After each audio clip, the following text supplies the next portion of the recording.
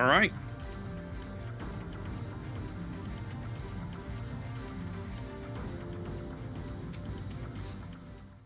And we are now dropping. Indeed. Have a look at these lineups here. Woo, camera going crazy. Yeah, Zap, I love that. talk to me about the PN lineup when you are ready. Sure. Well, the PN lineup is there's that Shikishima. We gotta play it. Oh, yeah. Cool. Shikishima, Montana, Double Des Moines, Henri, Han, Kleber, Daring, Harugumo, and Gearing. Interesting. Opposing them from the QQ7 side, we have Montana, Kremlin, Des Moines, Minnow, Moskva. Both teams opting for quadruple destroyer here on Land of Fire. QQ7 bringing double Marceau, Shima, and Harugumo. Yep, and by the way, indeed. By the way, the Shimakaze is running 20-kilometer torps, Polski. Okay. All right.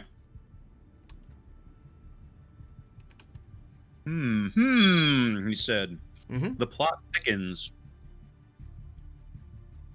Very much so. I'm not sure. Have we seen anybody run 4 destroyers on this map yet, Zaf? I'm not sure. I think we've seen 3. I don't think we've seen 4. I gotta go back and look. See if I can refresh my memory here. In the meantime, I don't think so. Go ahead. While you're looking at that, we've got it looks to be a death snail forming of a Harugumo, Kleber, and Des Moines. It's interesting to see 99% luck playing Kleber, considering how well he played Des Moines in that game that we covered before on this map. Oh, that was beautiful. It's a thing of beauty to watch.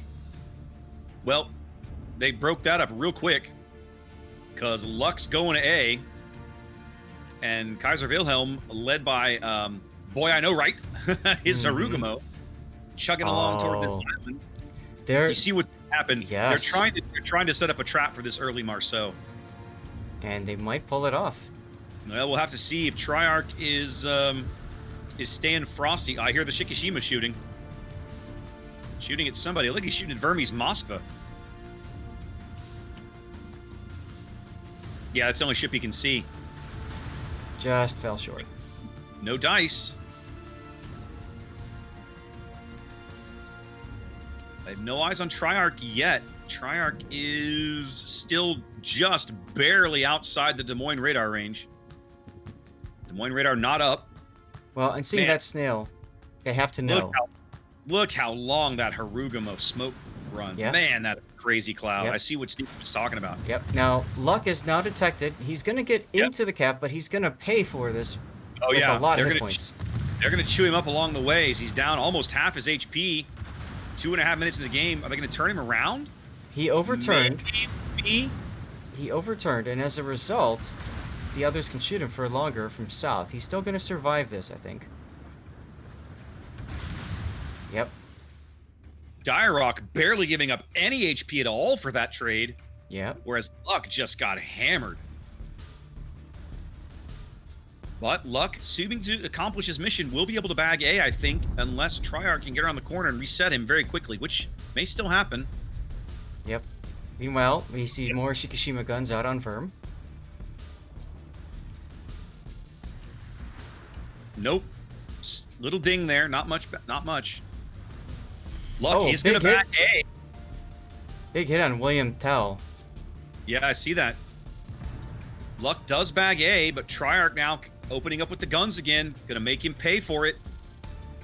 Luck holding his fire, trying to escape with what little HP he has left.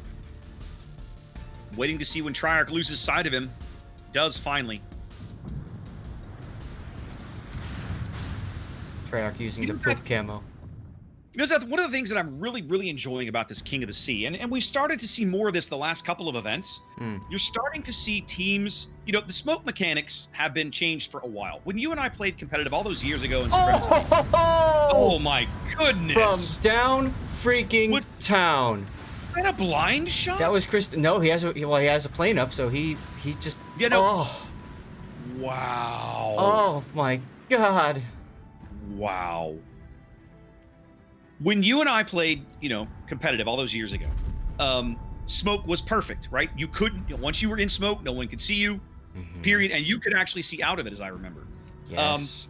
Slowly over time, the smoke rules have changed to where now smoke is imperfect, right? You can be seen in smoke at certain guns at certain ranges. Mm-hmm. And it seems like it's taken teams a little while to develop, let's say, better tactical uses for smoke, right? We're starting to see these Yu Yang and Harugumo smoke trains, right? Doing really good work in competitive play, whether that's clan battles or here in King of the Sea. And I Yep. really like that because I feel like in randoms, smoke is very unappreciated, as you would expect, right? There's not real coordination in randoms. But the competitive teams are absolutely doing amazing things with it.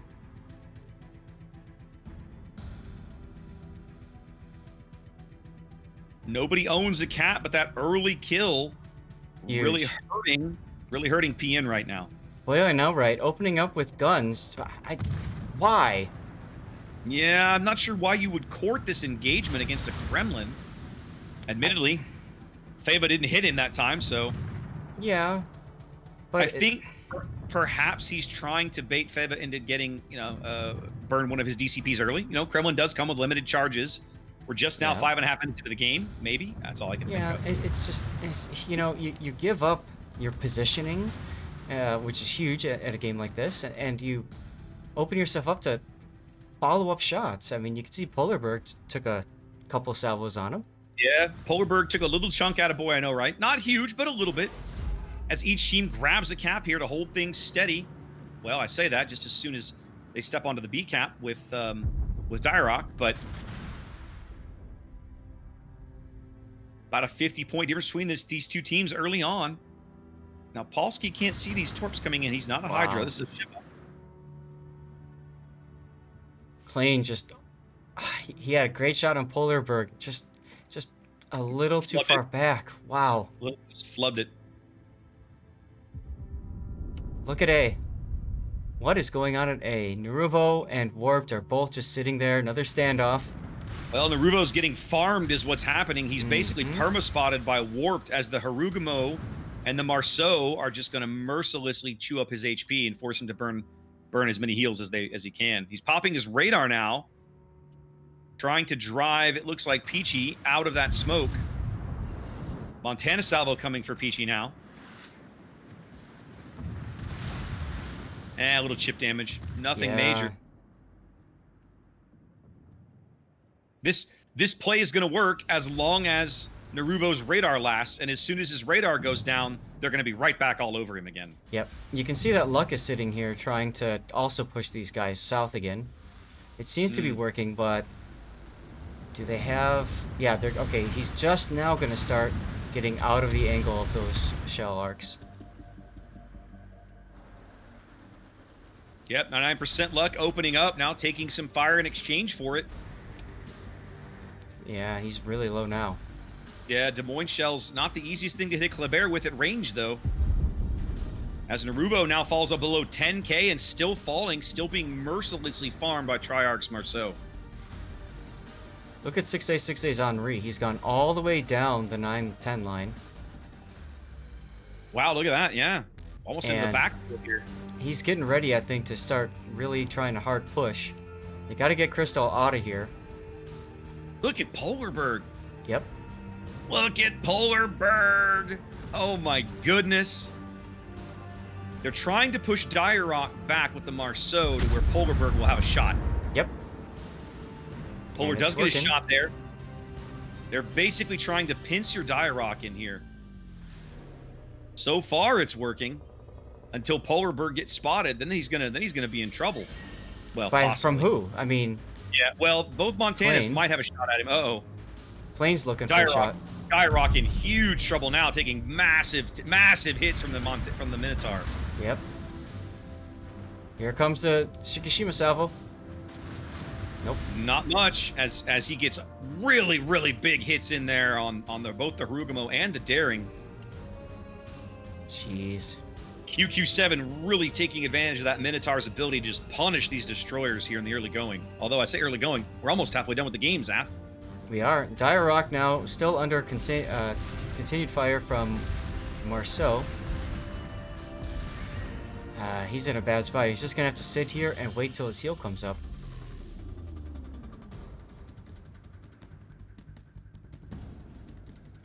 Naruvo's going out today. Oh, yeah. First kill of the game. Going to... Second. Oh, thank you. You're right. Second kill of the game here. Going to PN as they lose a ship in return.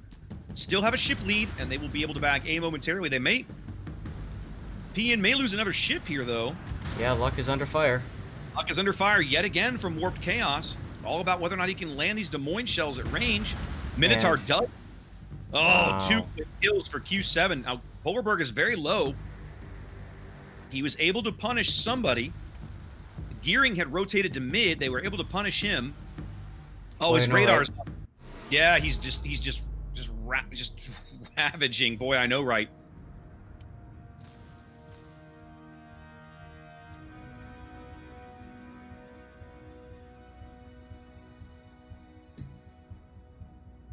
Well, at this point, if you're PN, what do you do? I mean, your destroyer advantage is long gone. QQ7 looking really good today as they take yet another kill. Yep. There goes the Harugumo. Brilliant play from Polarberg's Minotaur to just patrol the middle of the board and farm these guys. I really like seeing Radar Minnow, and I feel like that's a really great pick for QQ7 on a map that it was like we're anticipating a destroyer-heavy composition from the enemy team. Oh, absolutely, yeah. Polarberg with the Euro beats right there in B. Oh, very easy. 4 ships down. PN, I say 4 ships down, but I mean, they're really 5 ships down. 99% luck is basically ineffective. With as little health as he has, he really can't do much. Oh, yeah, he's 99% dead. Yeah, more or less. Now, Jesse Smolensk just, I mean, going full send. I mean, I think PN knows here. Let's just move on to game 2. Yeah. If you're PN, there's really no way to salvage this game. You don't have the ships, you don't have the board position. Nope. Jesse Smolensk just basically kind of suiciding here down the 4 line. Wrapping things up as quickly as they can. 99% luck opening up now, knowing it will cost him his ship. Mm-hmm.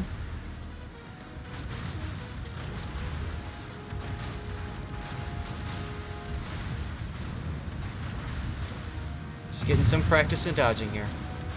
Yeah, he is. They haven't hit him in a while, have they? There he goes. There he goes. QQ7 with a 6-ship lead, just kind of cleaning up the game here. All that's left for PN, playing Shikishima and 6A's Henri. Yeah. I don't feel like they got that much mileage out of that Henri. No, I don't believe that they have. Let's hear some of those 510s.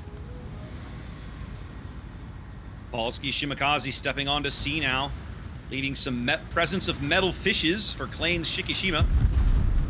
Smoking nicely as he spots for his team. Leaving great smoke cover for Polarberg's Minotaur to just do what Minotaur does and be a jerk to battleships. Yep.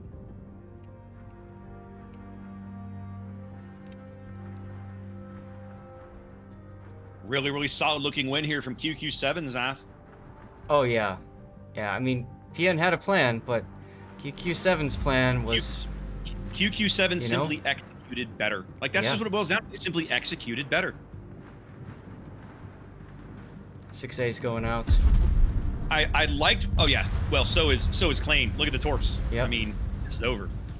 I really liked what PN was attempting with the Doomsnail to get Wilhelm into that position. And the fact that they were able to, you know, kind of counter spot the opposing Marceau, that was Triarch early, but man, Triarch basically taking no damage while 99% coughs up a ton of his. Like, that just set the tone for the whole game, basically. It did. I think he should have just gone straight into that island at that point.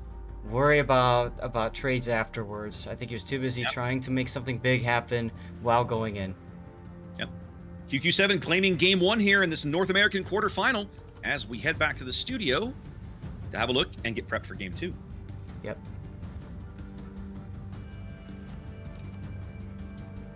All right, QQ7. There we go. So I've been checking around, Zath, while we've been playing the first game of the quarterfinal bracket here. Been looking to see the result for the 07 GGWP match. Still don't have a result posted either in Discord or on Tournament. Yeah.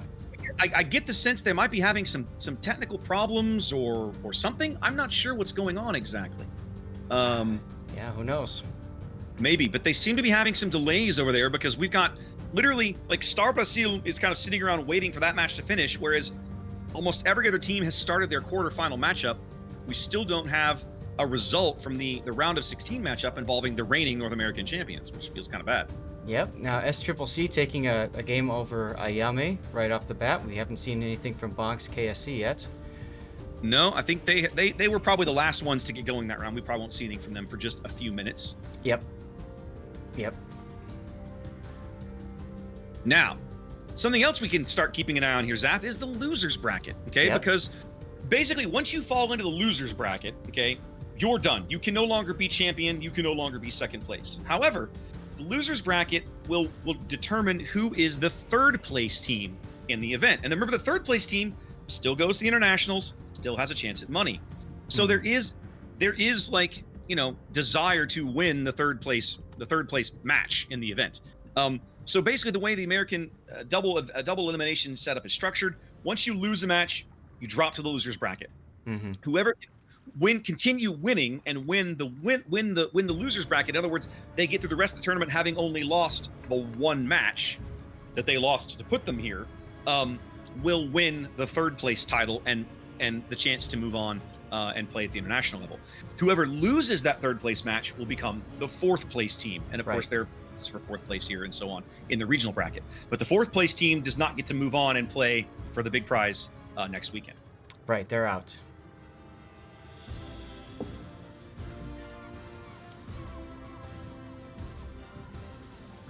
Some people are saying that 07 was defeated.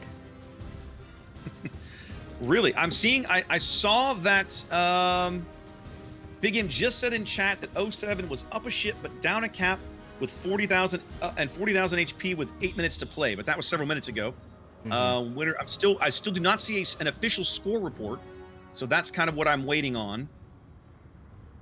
To me, it's not official until I see screenshots in the score reporting channel that make it official, because that's what the refs and everything are going to use, right? If GGWP can knock off the reigning North American champions, that would be a huge upset, wouldn't it? That would be fascinating. What an amazing change that would make to the dynamic of this tournament. And we just opened with the pregame show today talking about the similar kind of thing happening over on EU. On EU, that's right. TWA going out in the top 16 to reign, I think. And yeah, it's a little shocking that happened. So I'm actually going to go look up the EU bracket to make sure I'm not saying something wrong, because I believe that's what happened. Yep. In the meantime, now might be a good chance to run a pre-roll. Good call. Hit the button. Thank you for the reminder. Yep. As soon as you said that, I was like, he's going to say pre-roll. Yes. All right, let's see. I'm looking for King of the Sea. Oh, give me a break. What's the matter? Oh, the tournament interface is being stupid. Not shocking. Oh, it's on the tournament. It's on the tournament. GGWP goes 3-2 over 07.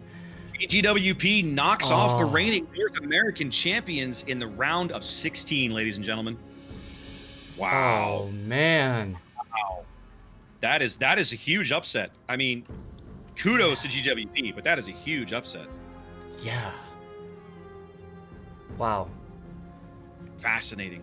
So now 07 is going to be fighting XPN next, and obviously they are going to be fighting for third. That's the best they can do. 07. Now the best 07 can do is third place in the North American bracket. But if they can manage that, they will still get the chance to play at the international level. And they have excelled at the international level the last few events. So we'll have to see. But they have to earn their way there. They've got a tough road to hoe to make that happen at this stage. Goodness gracious. Wouldn't have called that. Well, didn't call that. None of us called that. None of us called that. Congrats to GGWP. They obviously played a hell of a match. I look forward to going back and watching those replays later. Absolutely. I bet those are great games. Absolutely. And the thing is, guys, remember we're on a 5-minute delay. So, we're discovering this now, and we're only covering one match, and obviously there's others going on. So that's what's so great about King of the Sea, and also terrible, is that you can't see it all. You have to, pick and choose. And thank you very Yep. much for picking either of us to come hang out with, and we hope you're having a great time. Thanks all for all the follows and the subs and bits and all that kind of stuff. We want to keep a clean interface, so we don't have any overlays up for people that are following or subbing. Normally we would.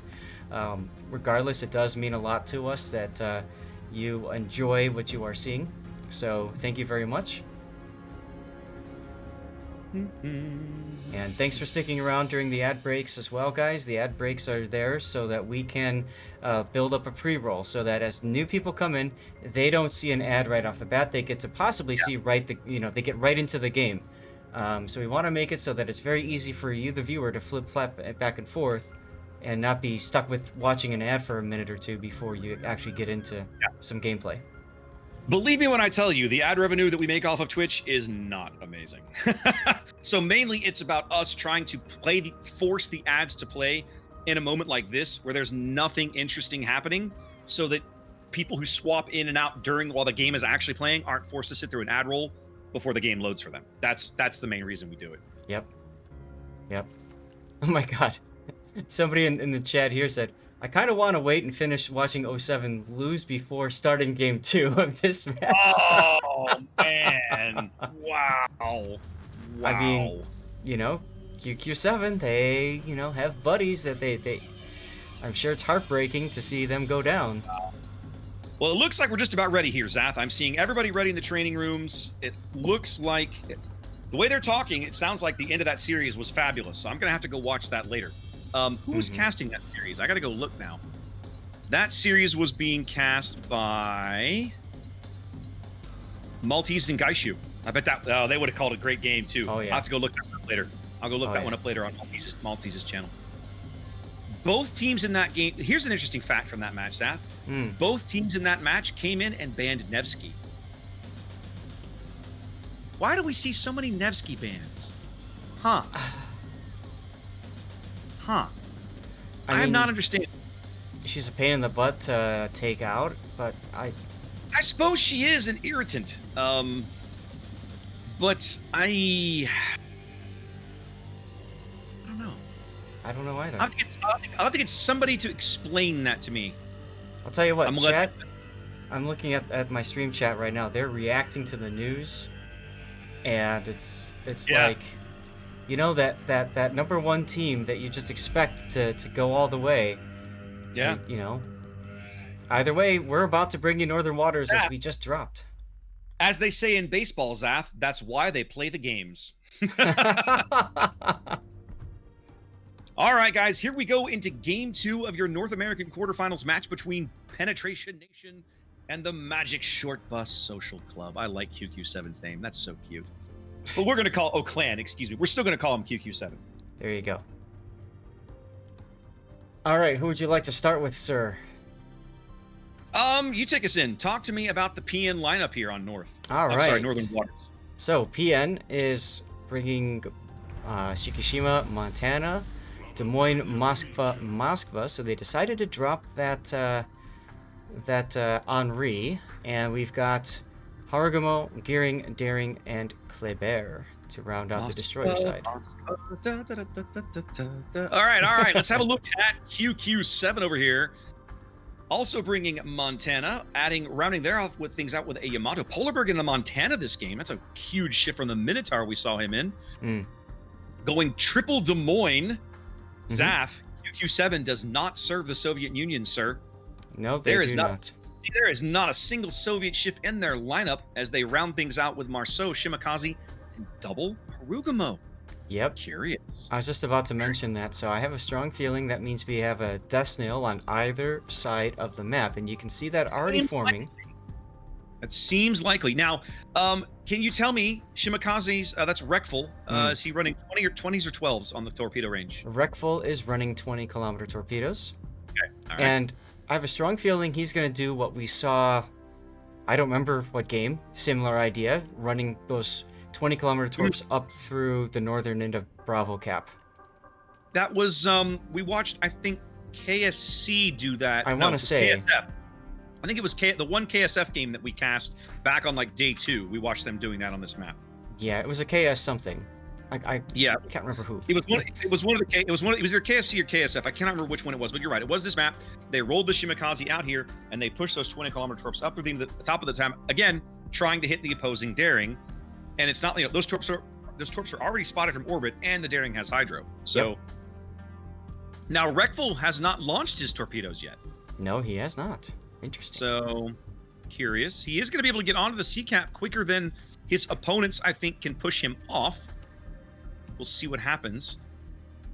99% Lux Kleber is going to climb onto A, probably have it bagged before 00 Duke's Harugumo manages to get in over here and push him off. I'm guessing. We'll see.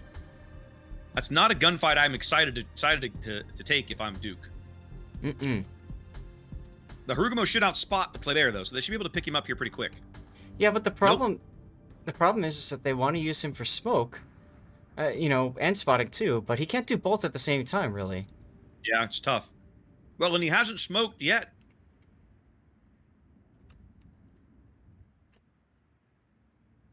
Q7 seemingly fine to surrender the A-cap for the moment.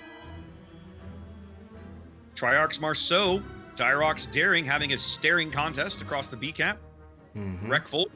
And it's a game thing, doing the exact same thing, soon enough anyway, over at C. Although Reckful might bag C before game's reversing in now. Yep. Now take a look at we have dual smoke snails coming in here at Charlie. Now watch. Game thing is about to get radared. I'm betting. Yep, here he comes. Doesn't take a lot of damage for that first salvo.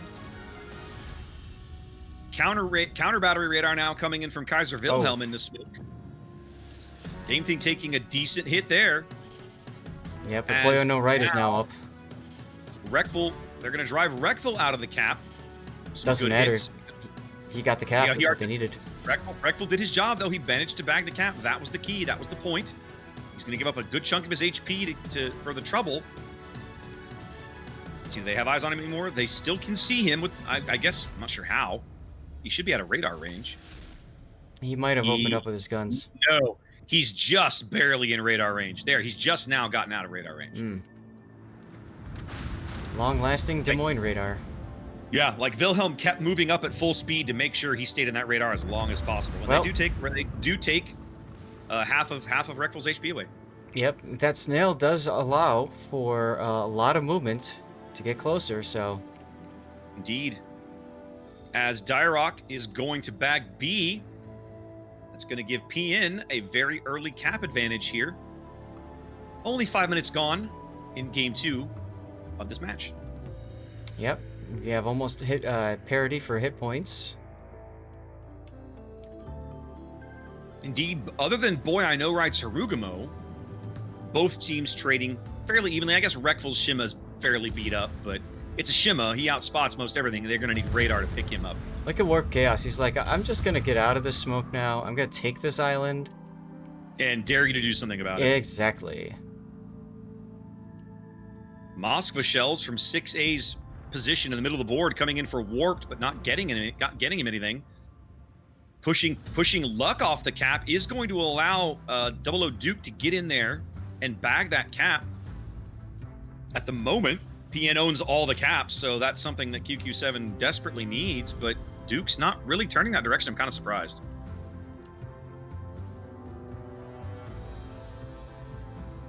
QQ, the moment, seems fine to just let them own all the caps. And here we go. Triarch's Marceau is going to get into A. I see it now.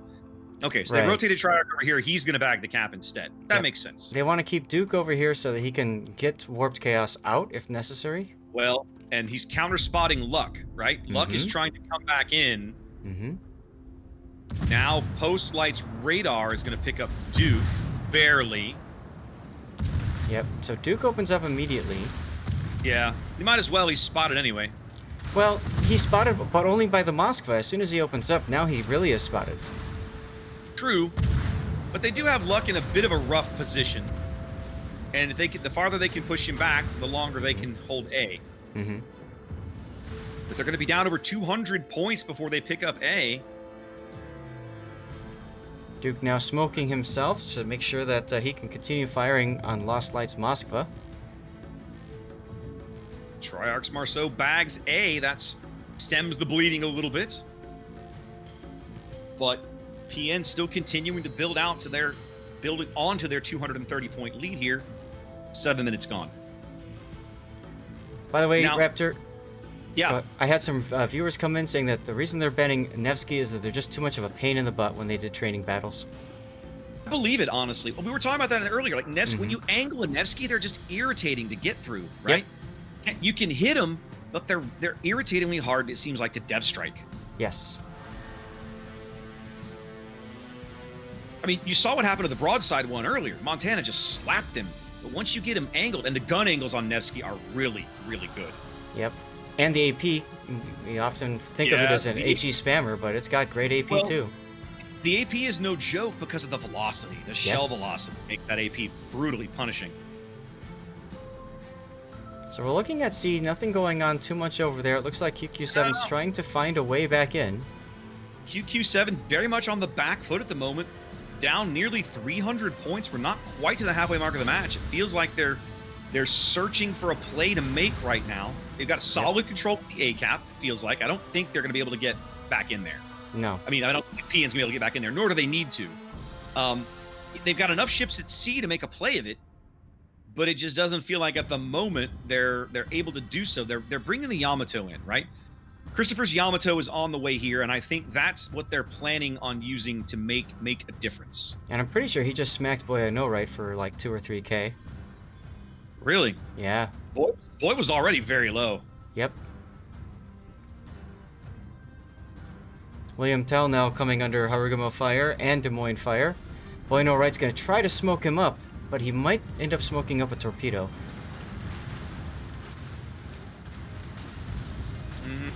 Nope, both ships are going to be fine through those torpedoes. But Wilhelm definitely taking a ton of HE spam from the Harugumo and the Des Moines. They have lost sight of both ships now. Polsky taking some chunk damage as well as he continues to burn, retreating south. Here comes Yamato shells from Christopher. Oh, half-health him. Yeah, wow, Kaiser's quite low in that smoke screen, only 7,000 HP. He needs to get out of there. They brought Triarch back to the middle of the board. 6A's radar going up. Diarok smoking to try and get some free damage on him. Triarch's going to be able to go sit in this cap for a bit. The Moskva shells won't matter. It's going to be up to Game Things gearing. Look at Duke at A. 3,000 hit points left on Duke. Cleans Shikishima. Takes him out. Wow, it must have gotten spot. How do you get spotted, I wondered? I don't know. Opened Moskva radar, perhaps. I'm not sure. Mistake to QQ7 cost them a ship they cannot afford as they're down over 400 points. Not making up any ground right now. 10 minutes gone. They're trying to dig Triarch out. Yeah, they're trying. Can they see him? Let's see. They cannot. So they're just guessing at Triarch. They know he's there, but they can't see him.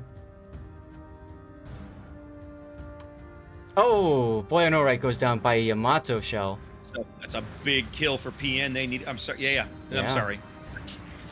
Have I got the teams backwards? That's a big kill for QQ7, you mean? QQ7. All right, thank you. I thought so. I see the AP on come up, and I'm like, wait, whose team is he playing for? Because both teams are a little mixed, aren't they? No, it's straight PN. It's the QQ7 team that's mixed. Correct. Right. I'll get it right eventually. Sorry about that. It happens.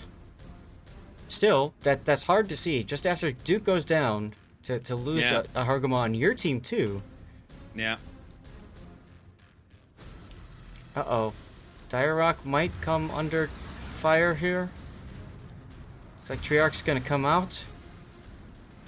Here he is. Yep. Gonna have a little bit of exchange of fire here. Yeah, Diarok's gonna lose that one. Whoa, AP doing some good work there. Daring AP against Marceau, definitely making its presence felt. Here comes the radar from Lowski. Here comes the Moskva radar from Lowski. Diarok's not going to be able to escape that. He's going to be under it for the full duration. What? Oh, he shot a gun thinking it was his torps. Ouch. No, it's going to allow... extra 20 seconds. Yeah, it's going to allow QQ7 to pick up B. Can't be stopped now, unless they land some shells on Triarch for somehow. Oh! Oh! Shikishima. Lowski just got shickied from his port side as he moved out too far. Klein was ready and waiting, took a shot, and just punished him for it. We heard that shell come off on the right side of my headphones, and I'm thinking, this is going to be good. Diarok, though, down to 530 HP. He cannot go back to B soon. As the Yamato picks up C, QQ7 now owning all the caps. They're going to make up points very quickly here. Yep, but Lowski is probably going out here. Lowski's under threat, and I really think that PNs should be back onto A momentarily. Like, there's no reason for them not to be. Yeah. There he goes. Another kill in the bank for PN. They could maintain their lead, but right now they're not gaining any points. Shiki Shell's coming for Warp Chaos's Des Moines. Not much there. No. Luck is going to get into the cap. It's taking a little bit of time to do it. Check out Triarch, Zath. I see him. He's making a run on the Moskva, but there's a lot of friends right there for them. I don't think Triarch's going to survive to get his torpedoes off. And he's going to be forced to drop him face first, and that's not going to kill him. He's going to be forced to drop them early as he tries to get game things gearing, but he's only going to get one rack in, and the Moskva's only going to take one of those. That feels like a desperation move for PN, but I'm not sure why. Maybe like a win harder moment. I guess they realize if they just get kills, they don't need caps if they can get kills. For example, if PN can kill 2 more ships, they'll just win. Right? They're at 920 points right now. Yeah, that was QQ7 that was pushing 6A though. Yes. Was it? Yes. So you said it was a desperation move, but actually I think it might have been a calculated move to keep them back. We'll have to see. I'm not sure why you would... Okay, help me understand. Why would you throw away a ship?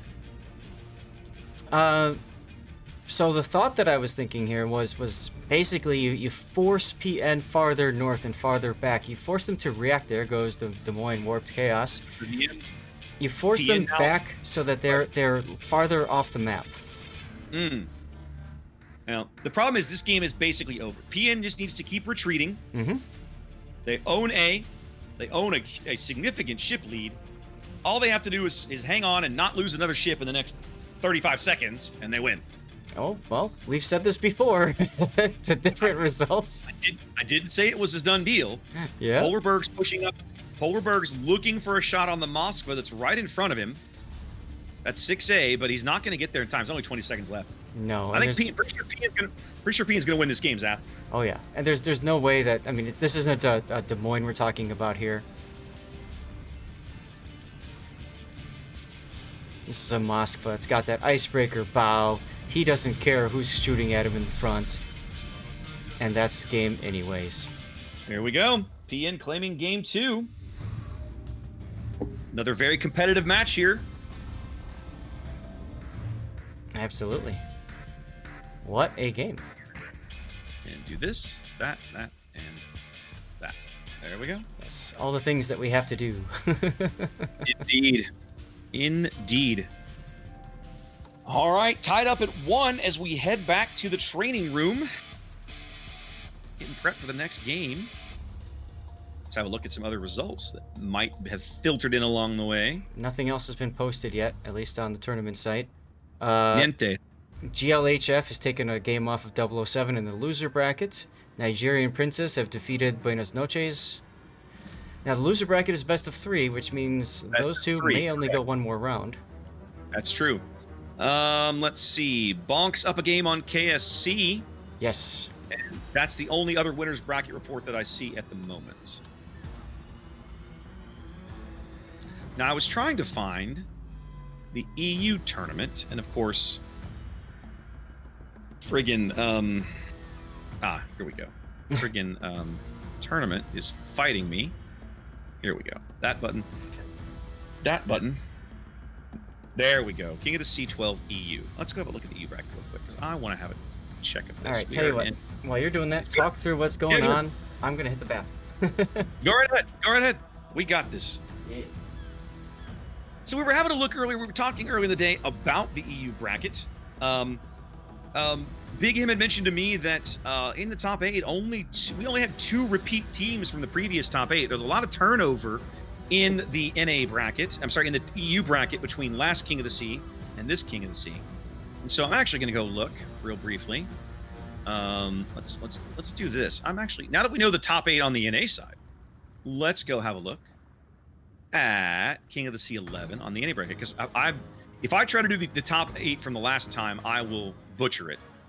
So I need to pull it up to make sure that I am reading correct. All right, King of the Sea 11 NA. Who were our top 8 teams last time? They were 07, Kraken, SCCC, KSX, PN, Guy Shoes Boys, 007, and AP. So 07, of course, did not make it back to the top 8. SCCC did. PN did. So we got 2. That seems to be it. I don't see AP. 007 did not make it back. 07 did not make it back. Interesting. KSX, I'm not sure if they're playing under a different, if that's KSF or if that's still a different team. I won't pretend that I understand how the KS community, let's say, is organized. Right. So KS put a team into the top 8 last tournament. They did so again this tournament. So you might count that as well. But last time, Bonks was knocked out in the round top 16. Buenos Noches knocked out in the top 16. Star Brazil knocked out in the top 16. RNG knocked out in the top 16. All of that has happened again, except for Bonks. Bonks made it ahead. So new teams in the top 8: GGWP, Star Brazil, Ayame, which technically a variant of BN, let's say, but even BN didn't make it this far last time. QQ7, of course, and then Bonks, it would seem. So yeah, quite a bit of turnover in our top 8, which I like. Yep. That's good to see. Another score update. SCCC has taken a second game over Ayame, so they're up 2-0. Okay. So they could possibly 3-0 it and sweep. Okay. No other scores to report, at least according to the tournament site.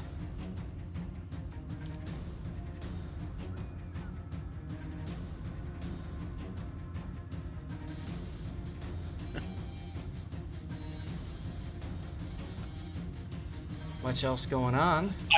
I've been informed that I'm pronouncing Dyrok's name incorrectly. Oh no. So, yeah. What's the proper pronunciation? Apparently it's D-Rock. D-Rock. Deer. Hang on. D-Rock. Ach. D-Rock. D-Rock. Ach, we're Scottish. Or you're gonna have some gach. Ach. Fair enough. Tach ba. Tach be.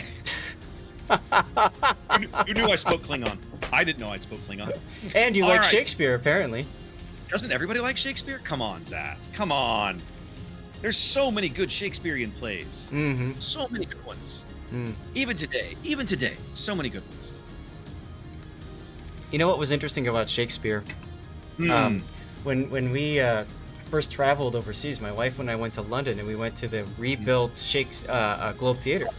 And did a tour there.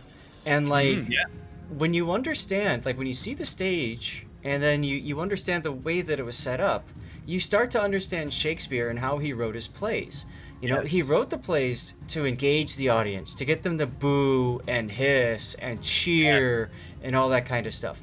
And then the stage itself had trapdoors on top and on bottom, but it's a relatively small stage. So a lot of the things that we read about in the books, unless you understand that context, it just feels very flat. Yeah, we've seen 2 shows at the Globe.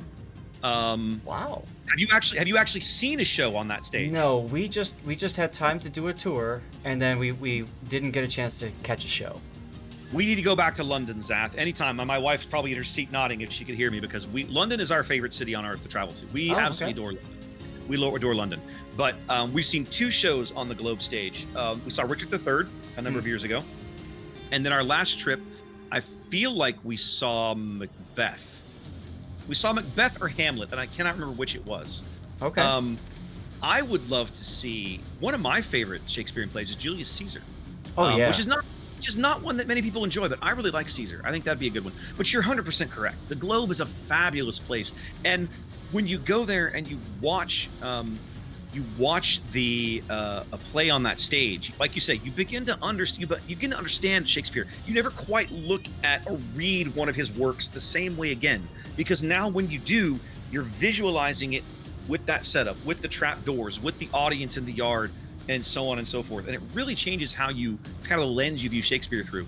And it's in a good way, right? It's in a good way. It's fascinating. I love the Globe, the new Globe Theater on the South Bank. It's a great facility. Mm-hmm. So that's one of my favorites. Oh yeah. All right. Really Go enjoy ahead. it. Yeah, that's one of my favorites. Well, waiting for the teams to get ready here. PN making a couple of juggles in their lineup, it would seem. Tied up at 1, headed to Warriors Path for game 3. Let's see. Looks like we've had another upper score reporting here come in. That was the SCCC one we were talking about. Yeah. Anything in the lower bracket? Oh, I'm in the score reporting. No, nothing in the losers bracket. Okay. And I don't think they've had our replays up for a while. No, I just posted in the training room explaining why we're looking for replays. I think most teams are used to the old-fashioned rule set, which is basically send the replays after the match. Guys, the replays are there to check against, cheating, any sort of bad behavior kind of things. But we're using the replays now as a way to kind of broadcast to you guys like what happened in the battles and that sort of thing. So we might see that momentarily. Okay. So yeah, it'd be nice to get that in. We could have a look at it. It would be interesting to go back and maybe watch that game on a little bit of a time dilation. Yeah, to kind of see the ship maneuverabilities. I will say I feel like I really liked QQ7's position at A. Mm-hmm. I feel like they missed the opportunity to kill the Kleber a couple of times, and then Duke basically kind of going out there felt like a mistake, maybe. I didn't see what happened. What did you see better? Did you see all of that play? Because you were like, oh, he's on K, and by the time I got the camera over there, it was like, whoa, what did I miss? Right? So, he was dead, basically. What I was able to piece together in my mind, I saw, Duke obviously died. He was heading north in front of his Des Moines, and his smoke was starting to go. So I feel like they were trying to get the Des Moines up north to do exactly what you're saying, engage the Kleber and have a decisive victory on that side, which makes perfect sense. I think what might have happened in the process, though, is Duke somehow got spotted. And I'm not sure how he got spotted, because I'm pretty sure he outspots the Kleber. But if the two were coming head on like this, because the Kleber was angled away when I got over there, but if the two come face to face, there's really not much time that Duke has to react to that situation. And if he's moving at full speed forward, then he's going to get caught and shot out and stuff. So, indeed, that's my guess. Well, you may be right. You may be right. I'd have to go back and maybe look. Maybe Game Prodigy and Hannibal caught it. I'm gonna go check them later. But anyway, guys, we are headed into game 3 here. That's right, we are. On to Warriors Path. Zath, talk to me about the QQ7 lineup. All right, so QQ7 is running Montana, Yamato, Des Moines, Goliath, Yeah, baby. Moskva, Kleber, double Shimakaze, both of which have 20-kilometer torpedoes, and Polski's in the Harugumo again. All right. Check the shimas for me. Let me know what they're running while we have a look at the PN lineup. PN fielding a Montana, a Shikishima, Des Moines, Venezia, double Moskva. They love those Moskvas. Mm-hmm. Gearing, Darren, and Kleber. Yep, that's right.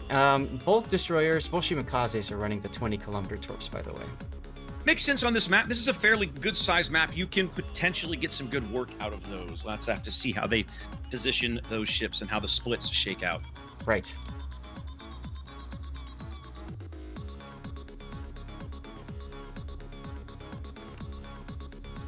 Okay, so it looks to me like QQ7, they're going to shove that Kleber straight into B cap. Does indeed. Okay, that's fine. We got Shima going either side to do spotting. That's what you would normally see.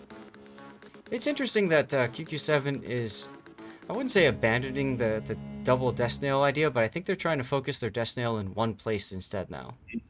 Indeed. PN going for basically an even split here.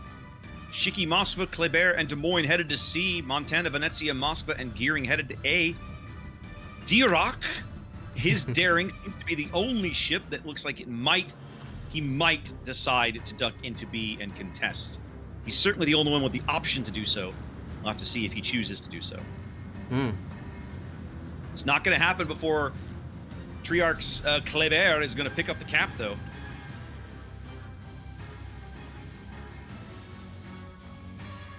First cap will go to QQ7 here. They'll start to work out to a lead. Not even 2 minutes gone. The power of the Marine Nationale, those speedy destroyers, allows them to pick up caps very quickly. Absolutely. Now Luck is going into Bravo with his Charlie with the Kleber instead. Figuring he'll get that one first. So interesting to see what the teams are doing with their ships.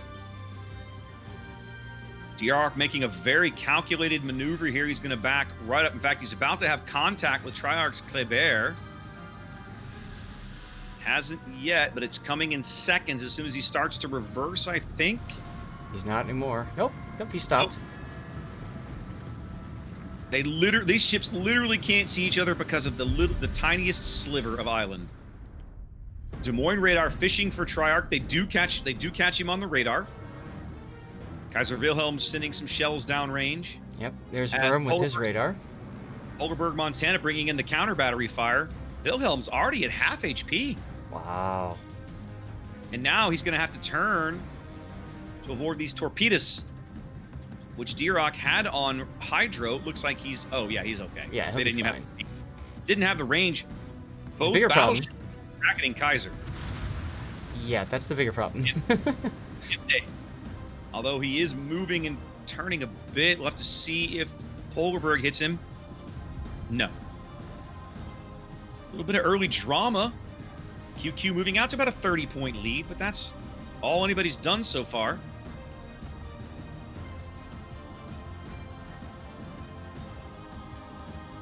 Now, it's interesting to me, 99% Luck went all the way to C and got driven off, presumably, by Vermes' radar. Yes. And you can see he took some damage for this trouble, too. Yeah, he was on the cap early and cost himself 7,000 HP and still couldn't bag the cap. 6A taking a decent torpedo hit there from, I believe that's Wreckful Shimakaze. Looks that way. Wall of skill, baby. Luck now. 99% Luck spotted, just took a nice chunk of his HP from the Des Moines. Now Polsky all over him. Moskva radar looking for Wreckful Shimakaze. They want to know who's spotting Luck. They don't have him. Wow. And now Luck is Luck on fire? Nope.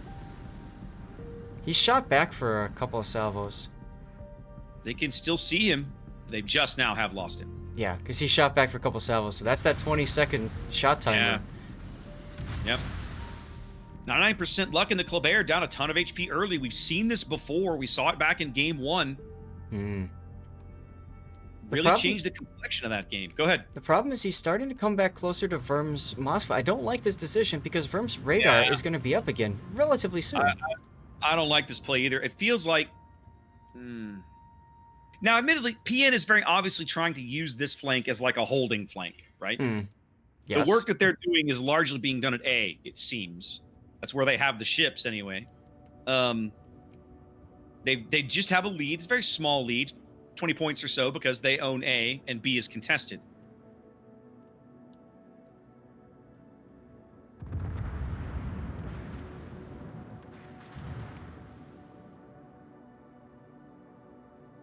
I will say that I'm surprised to see QQ7 leaving the Kleber in B. Well, I guess on the Kleber's one hand, leaving him in B forces Dirac to stay in B as well. So you essentially limit yourself from one competitor. Hmm.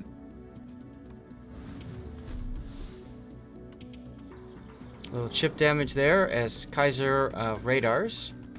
Yeah, but they don't have enough firepower in the right position to push him off the cap, and that's what they really need. Yep. Now, meanwhile, Duke took a torpedo. I was going to say Duke's ship is very low. What happened there? He took a torpedo from, looks like the gearing torpedo salvo. Things gearing, okay. Yep, as Jussi Smolensk took a torpedo from Duke Shimakaze. And people say the 20-kilometer torpedoes aren't any good. Now, Duke is about to find himself in an uncomfortable spot. It feels like, is Game Thing out here hunting him, or is Game Thing reversing? Game Thing's backing up. He's backing. Okay. Game Thing's backing off. Oh no, Jussi is going to take a second torpedo from that salvo. No, he does not flood. No. Yep, no flood out of that torp. Duke getting good work out of the long-range torpedoes. 7 minutes gone, a very even game. Both teams trading health. Well, both teams basically within 50 points here. Nobody really having an upper hand. 99% luck now, rotating south of B to try to help kill Triarch, but he just got detected and not in exactly a good position there. I'm glad to see them pulling Luck out, because I think it's an acknowledgement and a realization of the fact that he was not being useful. He was going to die on the other flank, right? Yep. Everything out there outspots him. There's 2 radars, and he can't survive. No. But I also think that driving him up here to have a French radar face spotting with Triarch is suicide. Yes. Unless, who is that? Naruvo's Moskva is able to lend a hand. They're going to do it anyway. Luck pops his reload booster, but he's not going to get a whole lot out of it. He's basically forced to turn. Yeah, I don't like this. Show only his stern turrets to Triarch. Polarberg's Montana taking shots now that Luck dodges. But I really don't like this plays out. Yeah, it's an absolutely unnecessary risk at this point. If this is 6 minutes from now, right? Then Maybe, go for it. Maybe. Yeah, maybe, but not now. Oh. Now he's on a perma fire. He's gonna burn for whatever 20 seconds. More HP that he can't afford to lose. Exactly. Shicky Shells seeking Polarberg. Going down range. Looks like they're over lead. Yep. Now, boy, I know, right, is starting to move up with, well, Game Thing is actually reversing.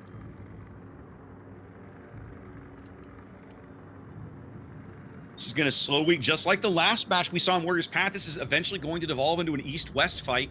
Mm-hmm. Vermicelli's Moskva in the channel between B and C. Triarch actually finally taking some decent damage, but still plenty of HP to be going on with. Yep. As Kaiser Wilhelm, the continued retreat by his team really leaves Wilhelm out to dry. Yep. And Luck is now at 1,200 hit points, just a little above. Look and at he's 6-8 position. Yeah, well, he's not allowing them to wrap around. That's the reason why he's there. It's the only kind of thing he seems to be accomplishing in this position, but Wilhelm's going to get farmed out. Mm-hmm. By either the Harugumo or somebody. Like, it's going to happen at this stage. It's going to might take a while, but I don't think he can stop it. Well, he's on one fire already.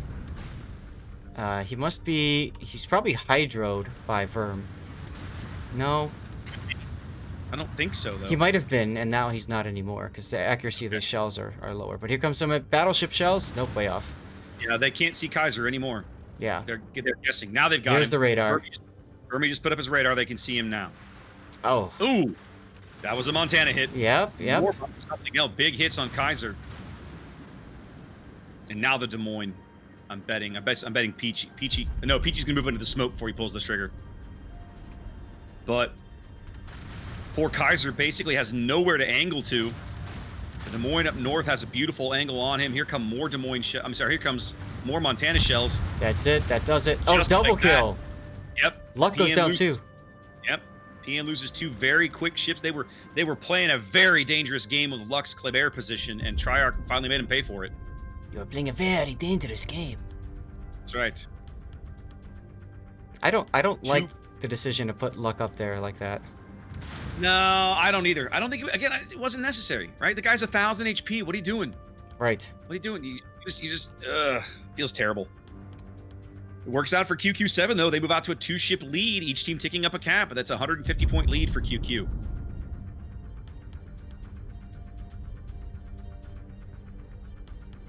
Dierok trying to bait Triarch into moving. Have they got him like hydroed?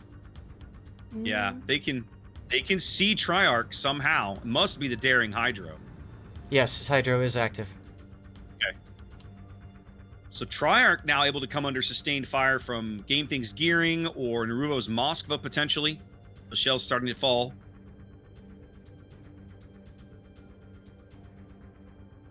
Dierok's also playing a very dangerous game himself, though. I mean, I'm not sure if I'm him. Although, admittedly, he's got some decent cover now, but, like, Triarch could possibly come around the corner and actually win a gunfight there, maybe. I don't know. It's a possibility. Polarberg takes... Nope. Dodges those torps. Lowski has been eating sap this whole game, but Yeah. he's got the super heal. You're a Goliath. You don't care about these things. Jesse Smolin's Montana now rotating back south to try and help kind of look for angles on Polar or slow down this push coming in from the west. Sorry, the east. That's interesting, because now you've got the 2 battleships in the same spot. Yeah, but they're looking in different directions. I'm sure that, yeah, the Shiki's looking back over his right shoulder. Yeah, his starboard shoulder at the ships that are pushing him. Whereas Jussie's guns are looking north, looking towards Polarberg and Lowski. Yep. The trick is that Jussie is now in a position where he's got to try and angle to the Yami and the Montana, and that's going to be tough. Here comes some Shikishima shells on Peach. Just missed. Niente. Ooh, Game Thing getting spotted. Trying to come in there and do something about Triarch. They've been trying to deal with Triarch all game and have gotten basically nowhere. Yep.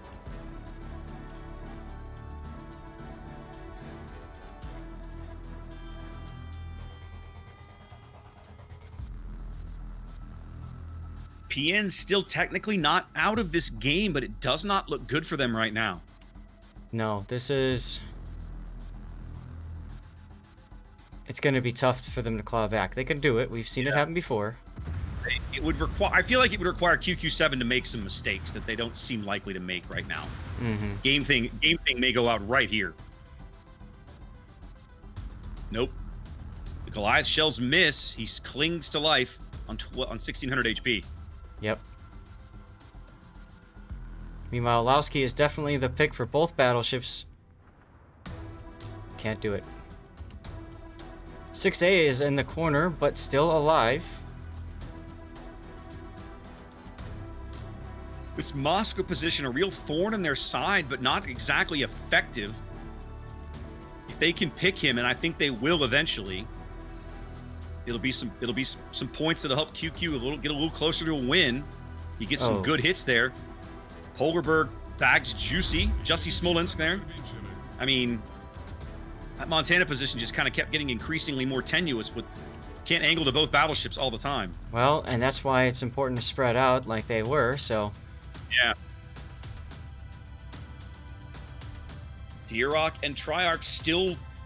Oh, no, I'm sorry. They did push Dierok off the cap, so Triarch, for the first time, actually able to pick up some points off of B, and gone just as soon as it started. Yep. You can see Firm now pushed up into B. His flanks are secure.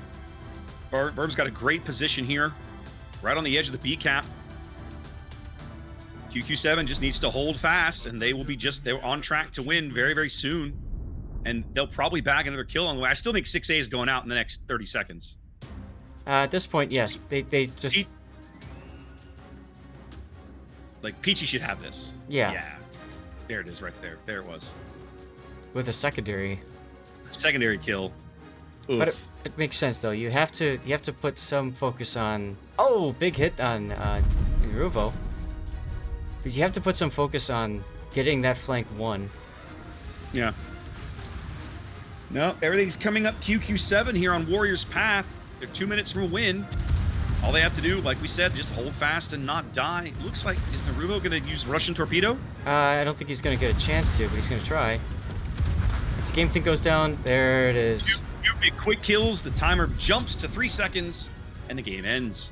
Naruto did not turn in for the Russian Torpedo because a ram doesn't get him anything really at that point. It doesn't, but I was like, why make this pass, I guess, perhaps? Yeah. Maybe just trying for the hope of it? I don't know. I think it was a hope play, right? If I can make this work, you know, then songs will be sung of this day.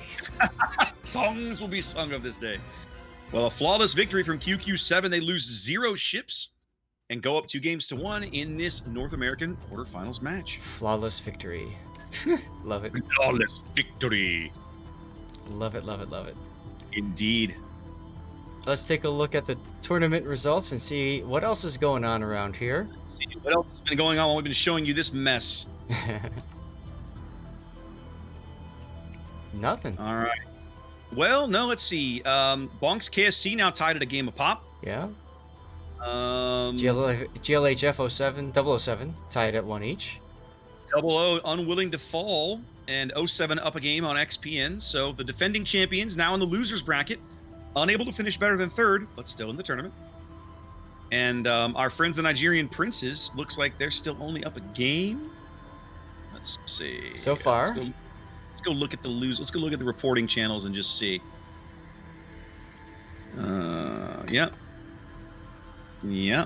Okay. Yeah, that's reported. That's reported.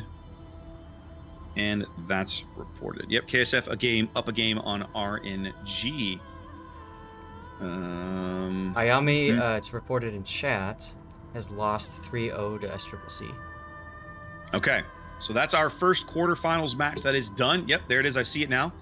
SCCC sweeps Ayame out of the quarterfinals. They will be back into the semis. They are a top 4 team once again here on North America. Yep, also GGWP has taken 1 match over Star. It looks that way. I don't see a screenshot, but I believe... Oh, wait, here it is. Yeah, there it is. Yeah, it shows Star up lost on the that tournament. game. Yep, I see it now. So GGWP up a game on Star. Okay. All right, quarterfinal matches progressing. Losers bracket games also progressing. I think probably around the time we start to wrap this one up, that second losers bracket match will be on our way. Now, what match did we pick? Or what did I pick, I should say? We signed up for 2.2, right? Yeah. So, the losers bracket game that we will be showing you guys later will be the loser of SCCC and Ayame. So, we're going to see Ayame again. And they will be playing the winner of RNG versus KSF. No. Yes. I'm sorry. Scratch all of that. What? The loser of... So, GGWP and Star. The loser of GGWP and Star versus the winner of GLHF and 007. That will be who we're showing next. Apologies for the error. Easy fix. Okay. So, GLHF and 007 on to game 3, and then, of course, GGWP and Star battling it out. But whoever the results of those 2 matches, we will play the winner of one and the loser of the other. That'll be the game that we finish up the day with here as the day progresses. Right. And of course, if we can get another game 3 or something to show you guys, we'll always look for that kind of stuff. But we're going to look for filler. But we know for a fact that at some point that match will start. We'll be bringing you that match, whoever it is that's playing in it. We don't know yet.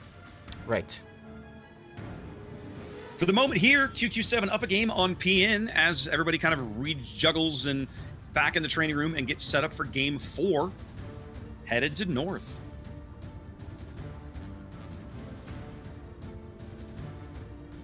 Let's see, are they getting the...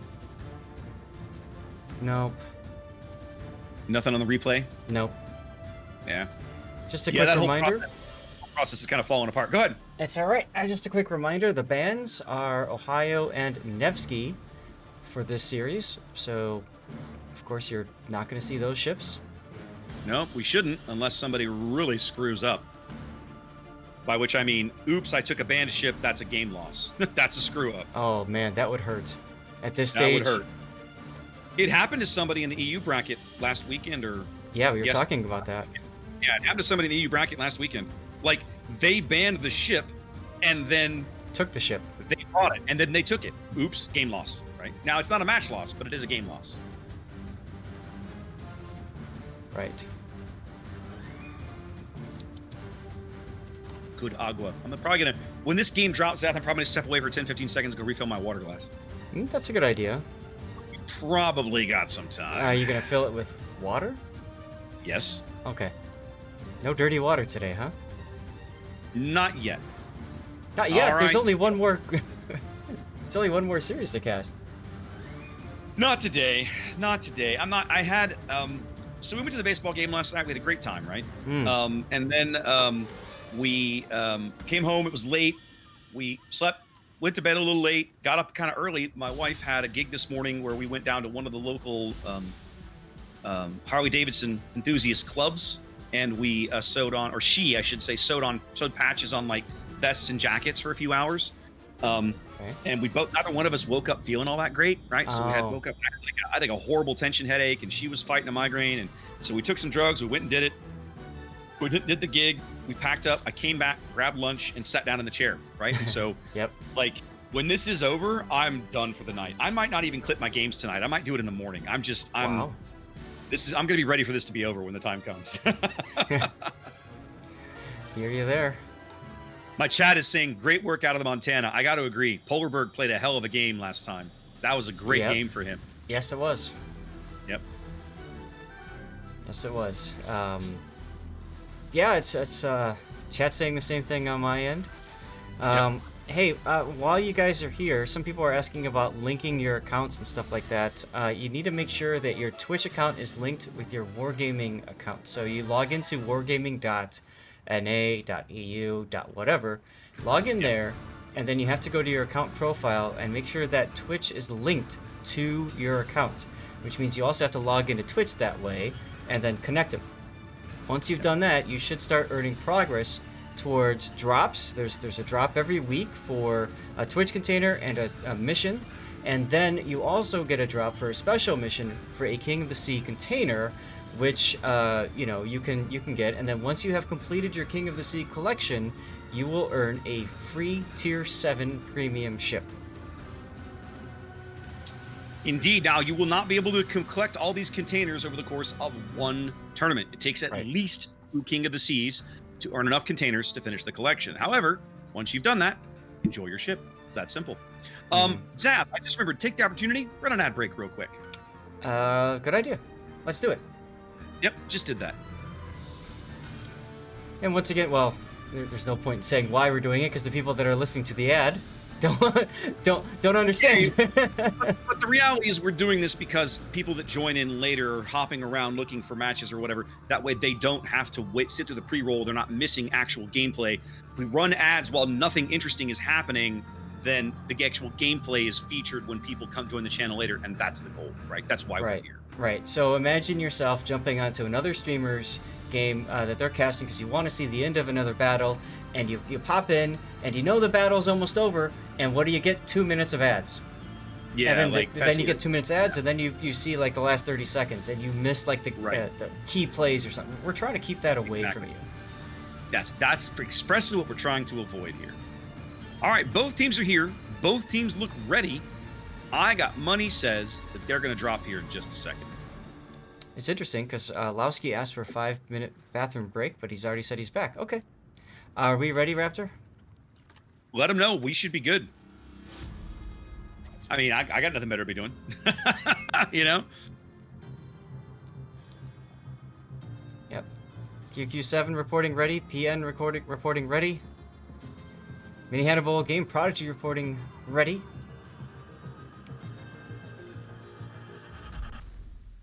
All right, here we go. On to game 4.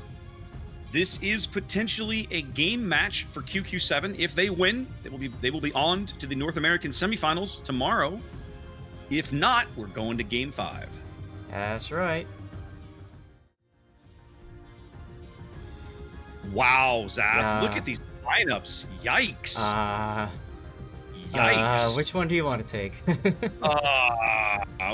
You take green. Who's green? You take green. Talk to me about green. Who takes green is green leader. Cloth of green That's leader. right. Sorry. Purple. All right, so we've got Montana and Kremlin.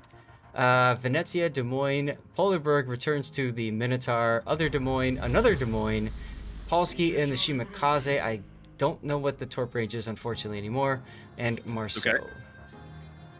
Okay. I'm assuming he's running the 20s, because he ran 20s last time. Well, continuing the theme of Des Moines Conventions Anonymous, we have PN bringing Yamato and Shikishima. We've seen this pairing before, Zaf. Japanese steel folded 1,000 times. Mm-hmm. However, in front of them, guarding them and their precious Japanese steel folded 1,000 times, are 3 Des Moines and a Goliath, fronted by a Claire, a Daring, and a Gearing. This is the first time I think we've seen a disparity in destroyer counts today. Yes. We're gonna have to see if PN can parlay that into a win that they badly need. Right, this is them kind of their backs against the wall here. They need this win if they want to continue their quest to make it to the top 4. That's right. Now, this map is particularly well suited to Des Moines. There's plenty of places for them to sit. Oh, yeah. Their radar covers most of both caps in the situation of the island. You can see 00 Duke heading towards right now in his Des Moines. So, you know, it's a game of flank the enemy and win the flank.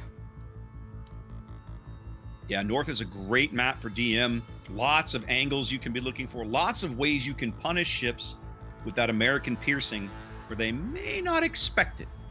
And this map continues to evolve. This was one of the maps that launched with the game.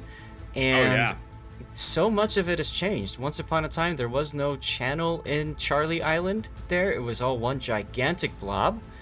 So if you went down that way in a 20-kilometer or 20-knot battleship, you basically had to tab out for 5 minutes. Now, it hasn't changed nearly as much as Islands of Ice, which has had 3 complete rewrites over the years. Oh, yes, it has. But North has definitely undergone some changes here. This channel, basically Northern Lights now today looks like what North used to look like. Right. So Northern Lights preserves the look of what North once was, and then now North is this. It's very different. With plenty of channels all over the place. Kleber Marceau slap fight going on over on the 9 line. Once again, 99% luck, coughing up a ton of HP early. Not really getting much off of Treyarch in return. Not even 1,000 HP. Oh my god. Wow. What just happened to Christopher? He's been shot at by the Shikishima twice now. He took a pretty decent chunk. My god. Well, now there's a Yamato salvo coming in. Holy, I think that was a Yamato salvo. I just looked up. He just got chunked. Oh, Polarberg. Polar just got slapped. That was clean Shikishima salvo, by the way. Yeah. Wow. PN's battleships making their presence felt here in the early moments of this game. We're barely 4 minutes in. Not even. Barely 3 minutes in. Yep. But, you know, Polarberg's got his fancy heal. That shaky sound is just soul-shattering, Zaf. And now you understand when we were talking last weekend. It's not about the size.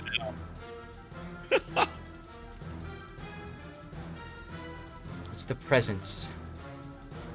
Polsky's Shimakaze bags A very quickly here.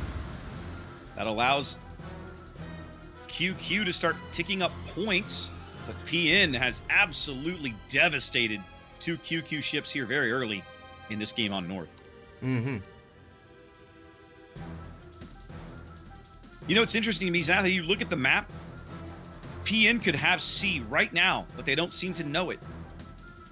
Uh-huh. There's literally nothing. Well, I say that, but no, it's true. It's true. If the Kleber, if 99% drove into the bot, like the southwestern corner of the cap, he could bag C. Hmm.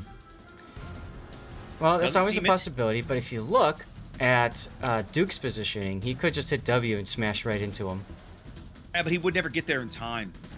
Would never get there in time. You can sit in this cap and keep Duke out of LOS very easily.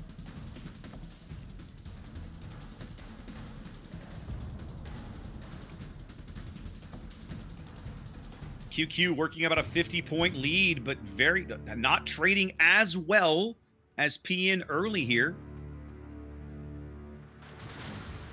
Christopher's Montana very, very low. Polarberg's Minotaur is quite similarly low. Oh, they're definitely whittling those two down, trying to at least. Yeah. Whereas so far, PN hasn't really given up that much health. I mean, their destroyers have taken some damage, but nothing catastrophic, right? Mm-hmm. Game Thing and Polsky now staring across the cap circle at each other.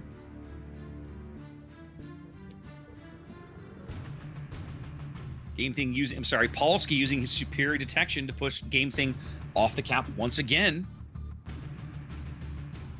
Looks as if they're going to bring D-Rock's Daring to this cap. Maybe. Are they going to leave Game Thing there? I don't know. Maybe they might rotate him back. I think I might consider moving the gearing somewhere else. Maybe. I'm not sure. At a minimum, they're bringing the Daring over for support, which I like. Yes.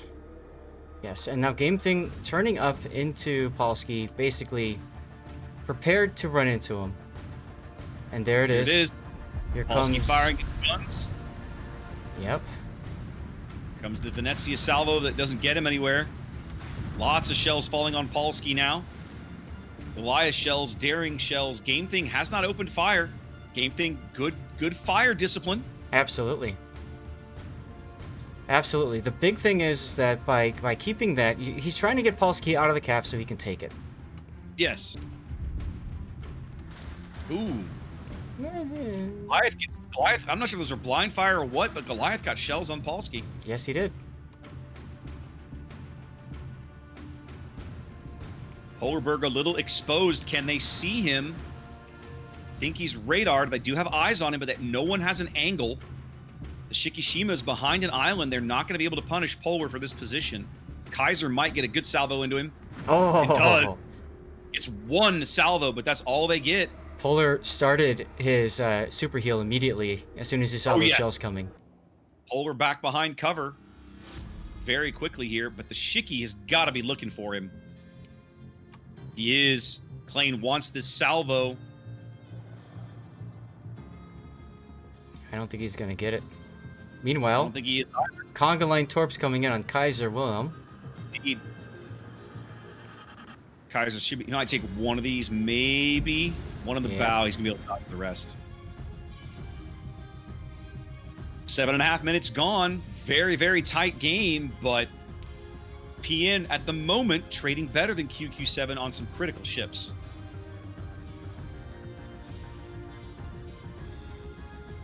Game Thing needs to watch himself. Okay, he's good. All about finding the right rudder at the right time. Yep, but now he's coming back. And Polarberg spotted in there, it looks like again. Looks like Game Thing has him lit. Maybe they're just guessing. I don't think they're guessing. No, I don't think they are either. No, they can't see him. That Goliath salvo was a guess. Reefer's throwing Goliath shells into that channel. He knows Polarberg is still in there, or at least assumes he does. Assumes he is, and has been trying to get him out. Polsky now bringing some smoke in for Polar. Oh, look at that.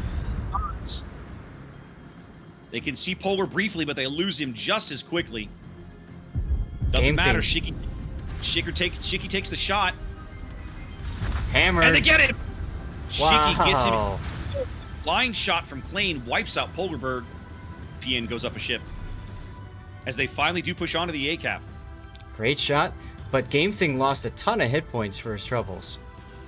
Yeah, he did. Venezia must have caught him at least once. I don't think it was the Venezia. I think that was Polarberg's Minotaur. He got one or two salvos on him. Could be. Polsky now onto the top end of B. Kaiser Wilhelm unable to do anything about it. Too far back. So they're going to trade caps here. But I got to say, I like PN's position better for trying to reclaim the B cap here in a couple of when the time comes. Oh, 6A just took a really bad sit from FIFA G's Kremlin. I was just about to say, like, I like that they're kiting away. They're staying, you know, pretty far off from each other, forcing QQ7 to stop. But now they're not stopping anymore. And 6A is Okay. Go ahead. He's doing a Gandalf stand here. We haven't talked about it much, but QQ has engineered what I quite like this push down the 9 line. We normally kind of mock these sorts of pushes. Oh! Oh! Luck. Not so lucky this time. Not so lucky there. Took a torpedo. Took a Shima torpedo. Very low now. Mm-hmm. But And I really here like this comes- Kremlin and Des Moines position. Go ahead. Here comes the radar from Duke. They're trying to get Luck. He's just a little too far away. But the thing is, he's stopping. He's reversing into the Des Moines radar, possibly. Nope, he's going forward Nope, again. changed his mind.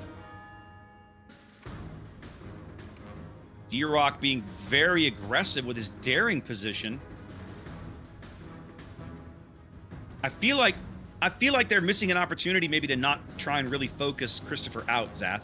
I was about to say that. Yeah. I mean, I think you got to get the Goliath up and the Shiki up and just start in on it. Yep. Here we Shiki certainly go. feels that way. Shell's going downrange.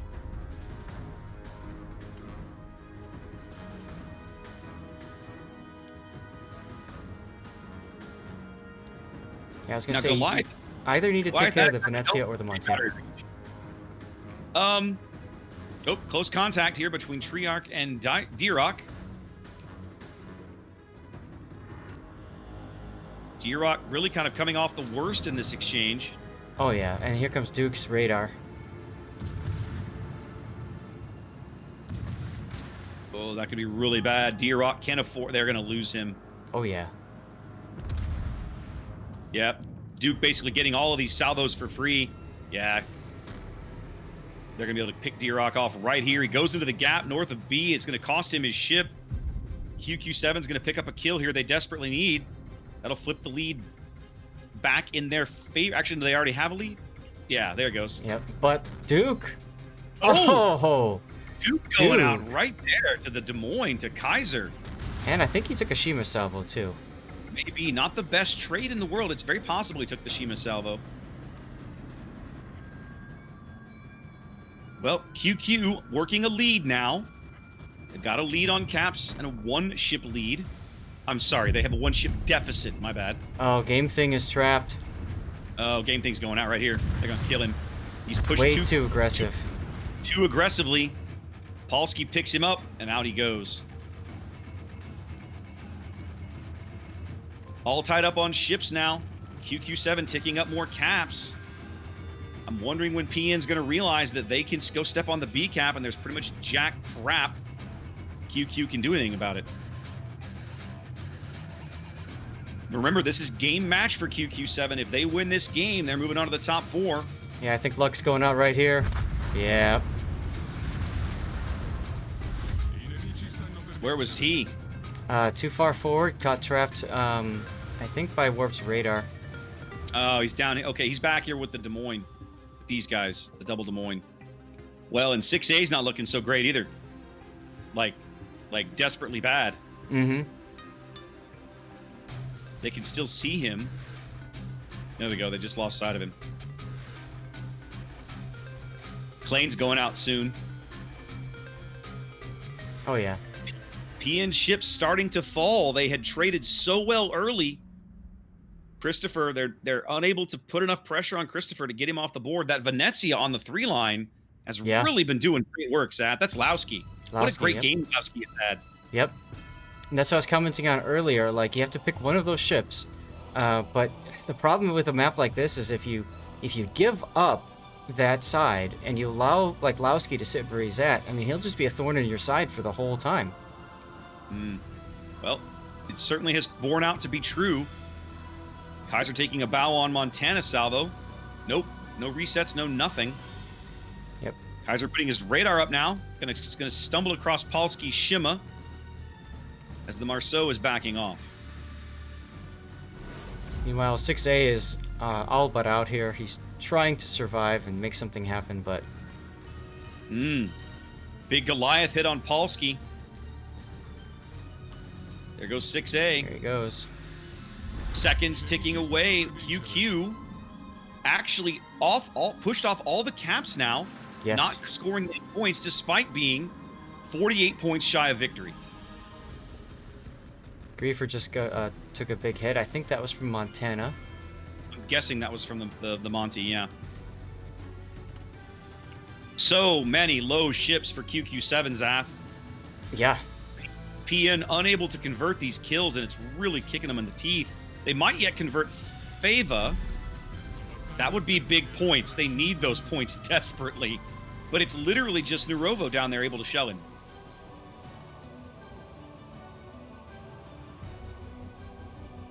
Look at Jussie Smolensk. It's just ignoring the group to the south, really. He wants to get...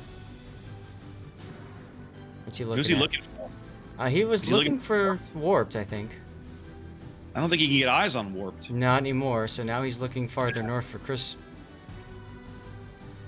At the moment, the only ship that PN can see is the Venezia. Of course, at the same time, at the moment, they're about to own all the caps. Yeah, but I think Warped is going to get a reset here. Looks like he will. Right. Yep. There, you got one. Yep. Yep. So right now they're getting free farms on Smolensk's Yamato. That's not confusing at all. Yeah, but Warped is behind the island. He can't really shoot back for a little bit longer now. Yep. That should get the cap. We'll see. It's only a matter of time before Griefer's Goliath is pushed out of the A cap and one of the destroyers gets in there. And Griefer doesn't have a way to spot him unless they stumble into his hydro, and that seems unlikely at best. Yeah, he might get lucky with a torp salvo, but that's about it. Warp's still not spotted. He's getting shells on Jussie for free, but Jussie does finally bag the cap. Yep. At the moment, PN's still in the game. Down 3 ships, but holding a commanding board position for the moment. Polsky smoking up Triarch. Smart play there. Yep. It is very smart play. Griefer trying to stop and hold them from getting into A. Griefer's been doing a great job slowly whittling down Lowski, right? Right. Griefer, that super heal gives the Goliath a bit of an advantage in that engagement. Yeah, well, he's about to lose that advantage, I think. Well, Griefer's got his hydro up, so he's going to see these coming. Yeah, but I'm pretty sure it's a short... I don't think he does, but it's a pretty short range hydro at that anyways. So Montana salvo coming in on Griefer, but I think it's in front of him. It is. Regardless, it's cruiser hydro. He's gonna take one here. Yeah, they're gonna get Griefer. That's gonna end. That should end the game when it finally happens. No, it doesn't. It does not.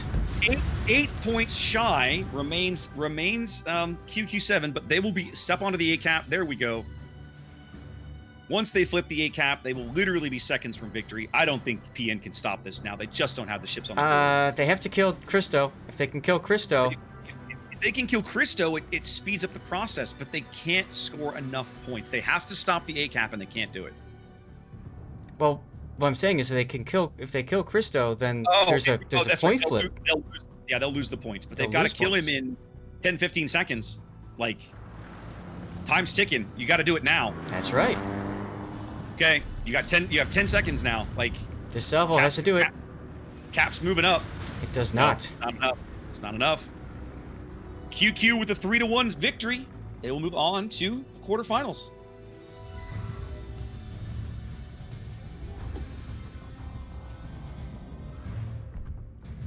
Well, congratulations to both teams, of course. Indeed. PN looked really good early, so at those big early hits, but huge props to QQ for keeping those ships on the board. Christopher lived the whole game after basically being at like a third of his HP the majority of the time. That's impressive. Right. Absolutely, yes. Not easy to do. All right, Zath. Well, that match is over. Let's see what we can rustle up for a game while we're waiting for the losers bracket to shape up.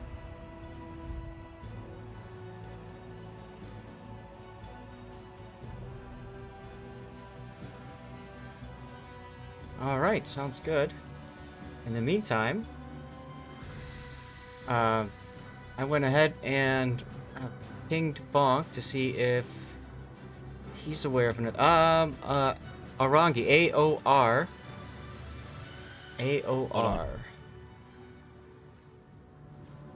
Okay, hold on. I've got to wait for the stellar quick. Okay, that's 07 and GW. Yeah, we can do that. That's a loser's bracket game. No, it's not. Hang on. Hold on. What in the hell just happened? GGWP versus Star. Okay. See, for me, when I load the training battles, it says, the very top one says Arangi 07 versus GWP.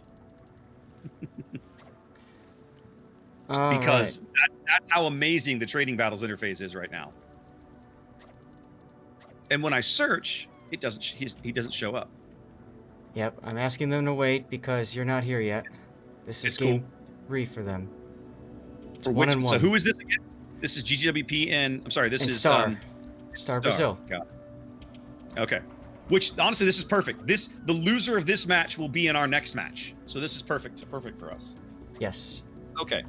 GGWP B Star. Now we have the resources and the technology to go find out. Yeah, but they are starting. That's fine. Let them start.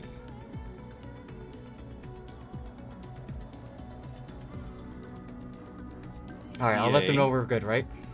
That's fine. We'll make it up as we go. It's fine. We'll get a little bit laggy start on this one just to get the basics in, and then we'll be fine. All right. By the time they get the game off, we'll be more or less ready to go. Mm-hmm. GWP versus Star. GWP bans Nevsky. Nevsky. I pick it off the list, and then Des Moines is our second ban. All right, we go north. CZA. Warrior's Path, which is where we're going. Northern Waters. And Trap. Everybody hates Loop. Spawns are